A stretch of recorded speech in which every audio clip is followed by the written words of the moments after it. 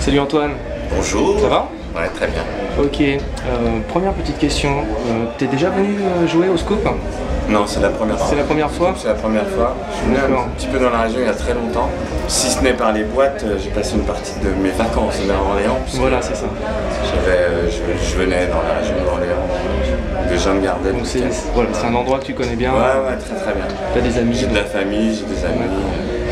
Est-ce que tu pourrais nous parler de ton premier single justement avec Soraya? J'adore ces histoires parce qu'il y a toujours une petite magie autour des titres. Et l'année dernière, au mois d'août, j'ai reçu un email d'une chanteuse espagnole qui s'appelait Soraya, me marquant qu'elle avait qu'un seul instrument, c'était sa voix, et qu'elle le mettait à ma disposition. Donc après j'ai regardé un peu les vidéos qu'elle m'avait envoyées sur YouTube, j'ai regardé son parcours. Ce qu'elle faisait, est-ce que ça allait pouvoir coller avec les sonorités dans lesquelles moi je travaillais. Et puis ça l'a fait tout de suite, quoi. Après moi je l'ai rencontré, ce qu'il est important pour moi d'aimer les gens. Je peux pas travailler avec des gens que j'aime pas ou que je connais pas. J'ai besoin d'avoir de l'affection, d'avoir des sentiments et tout ça. Donc voilà, je l'ai rencontré, on a sympathisé. J'ai envoyé le titre à Dwayne Arden pour qu'il écrive les paroles. Et sur le deuxième jet, je lui ai envoyé la démo et on a enregistré en décembre de l'année dernière. Nous on a fini en janvier avec Sandy, on a fini en janvier. Et voilà, le titre est sorti en mars et depuis c'est un gros carton. Alors moi j'aimerais bien que tu me parles un petit peu de ton label justement, les nouveaux talents qui se découvrent, l'émergence des DJ, il y a beaucoup de DJ. Donc est-ce que tu trouves qu'avec tout cet engouement autour des DJ, on arrive encore à trouver vraiment quelque chose de bien dans les DJ, dans la production? C'est plus dur, on reçoit énormément de maquettes mais elles sont moins abouties qu'avant. La difficulté qu'on a maintenant, c'est... Déjà moi j'ai plus le temps de finir les prods des DJ, alors chose que je faisais avant, pour leur donner le son et la couleur un petit peu. Là maintenant c'est vrai qu'on demande du définitif et que les prods soient finis. Et par rapport à ça, ça met quand même une petite barrière.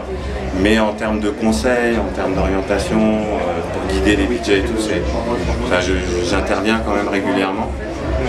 Et des talents, ouais, il y en aura toujours. Et voilà, il y a énormément de jeunes DJ qui commencent à produire.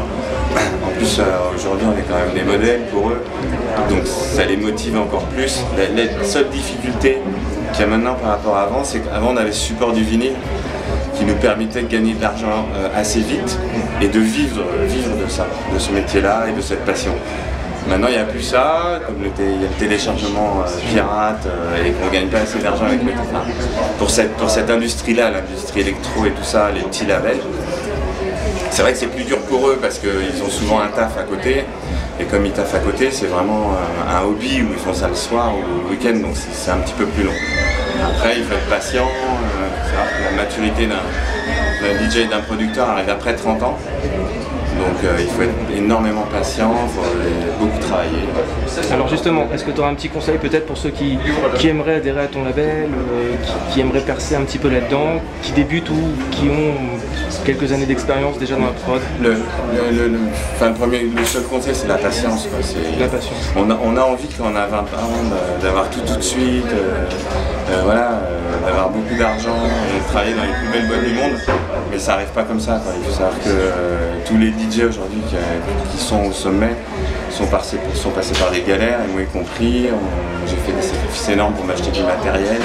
Maintenant c'est plus facile parce que tout est un peu concentré dans l'ordi. Mais voilà, il faut vraiment se dire que c'est quelque chose, si ce n'est le tube comme ça qu'on fait et le truc qui pète, mais sinon c'est beaucoup de travail. Il faut être énormément patient et persévérer. Ok. Salut, c'est Antoine Clamaran, merci à Kinotopia Productions.